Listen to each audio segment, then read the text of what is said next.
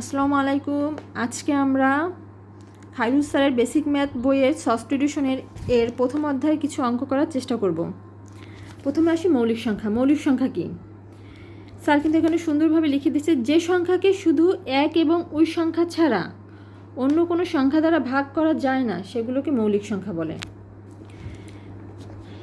আরেকটা প্রশ্ন এখান থেকে প্রায় আসে, সেটা হচ্ছে জোড় মৌলিক সংখ্যা একটি, তা হলো 2। জোড় মৌলিক সংখ্যা একটি, তা হলো 2 একটি জোড় মৌলিক সংখ্যা।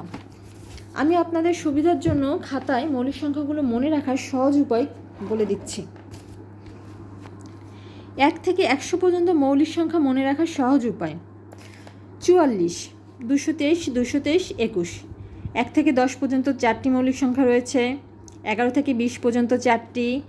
30 থেকে 31 থেকে 40 পর্যন্ত 2টি। 41 থেকে 50 পর্যন্ত 2টি।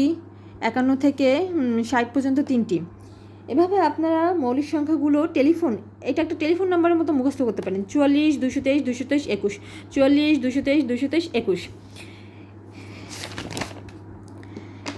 ঠিক একইভাবে 100 থেকে 200 পর্যন্ত মৌলিক সংখ্যা রয়েছে মোট 21টি। 411, 31, 222, 14। 411, 31, 222, 14। 411, 31, 222, 14। 101 থেকে 110 পর্যন্ত 4টি। 111 থেকে 120 পর্যন্ত 1টি। 121 থেকে 130 পর্যন্ত 1টি মৌলিক সংখ্যা রয়েছে। এই চার্টগুলো দেখে কিন্তু আপনারা সহজে মুখস্থ করে ফেলতে পারেন। এটা আমার আগের ভিডিওতে দেওয়া রয়েছে। হ্যাঁ, আর আরেকটু জিনিস বলে দিই, 1 থেকে 100 পর্যন্ত মোট মৌলিক সংখ্যা 25টি। 101 থেকে 200 পর্যন্ত মোট মৌলিক সংখ্যা 21টি। 200 থেকে 300 15, 300 থেকে 400 15 15, পরপর দুইটা 15। 300 থেকে 400, 400 থেকে 200 থেকে 300, 300 থেকে 400 15 15, 400 থেকে 500 17। তাহলে এই দেখুন 25, 21, 15 15, 17।